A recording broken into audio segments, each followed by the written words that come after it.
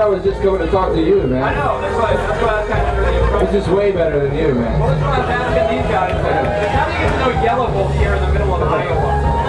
It's awesome, man. What do you know about Iowa? Nothing. Nothing. Represent, motherfucker! Iowa! They all wanted to know what marijuana was. Marijuana is a good drug. Legalize weed! Legalize weed! Legalize weed! You're good with getting chants going, whether it's, what are the other chants up here? That bitch! Fuck that bitch! Fuck that! Yeah, I grew up with a single mom. She had me when she was 15 years old. And grew up like, I've been 15 different schools. Grew up just running around, mama looking for daddy pretty much. So she was a bartender, she was super rock and roll.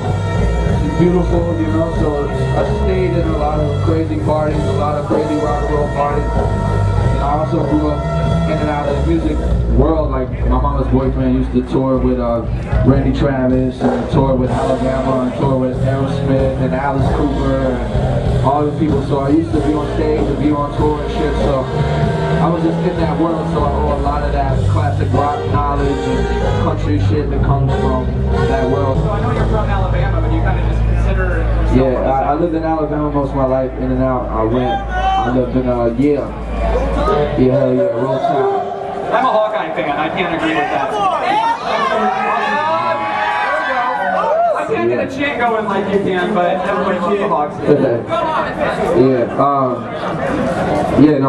I lived in Tennessee for a little while, Nashville, Tennessee. I lived in Baton Rouge for a little bit. I lived in Atlanta, Georgia for a while. Most of the time I spent was back and forth in and out of Alabama. I would always go back to my grandparents' house, and they lived in this little house on the south side. Oh, it's a little country town, Gadsden. So most of my roots come from, all of my roots come from Alabama, really. Shady Records. Yeah. Very recently. Fuck yeah. How's the boy from Alabama get hooked up with Shady Records? Shit. You were talking to me about mixtapes before you came here. They've had your mixtapes for a long time. Huh? Yeah. So yeah, basically I found my way up to Shady Records because I worked really fucking hard and I stayed in people's faces. I put out Trump music, which is the mixtape.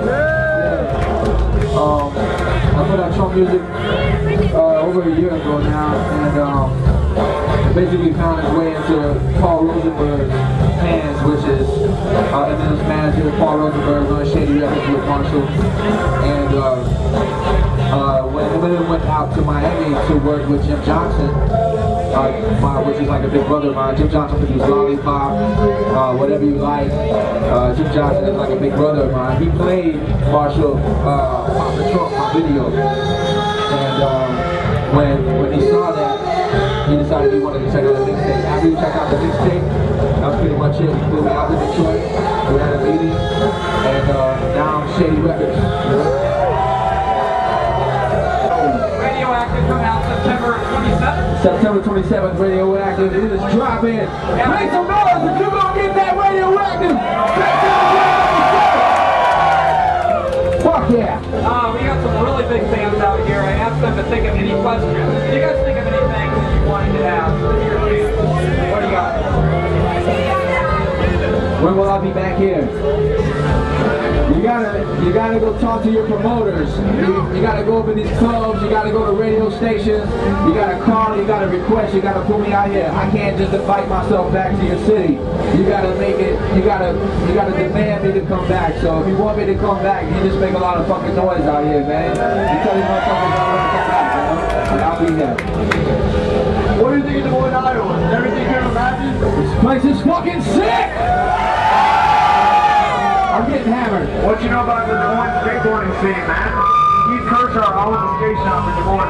Right down the street. No doubt, man. So, yeah.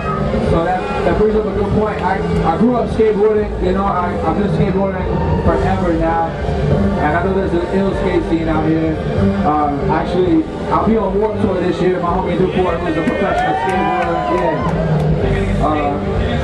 I skated as much as possible and shit. I saw some ledges, you know what I'm saying? Some spots. I already saw some spots. So shout out to all the skateboarders and the skateboard culture, man. And I love y'all, man. Want to party tonight? Want to party tonight? I'm partying right now. Have you ever smoked White Rhino? I see you got a shirt that's got a white rhino on it. So obviously you have. Listen, I done a lot of drugs. You know, I don't know if y'all even fuck with. You're getting on my level. You're years away probably. Just trust me, man. I was 12 years old, and this is not really comic relief. This is just some real shit. I was doing crazy shit, so I was smoking dust when I was 12 years old.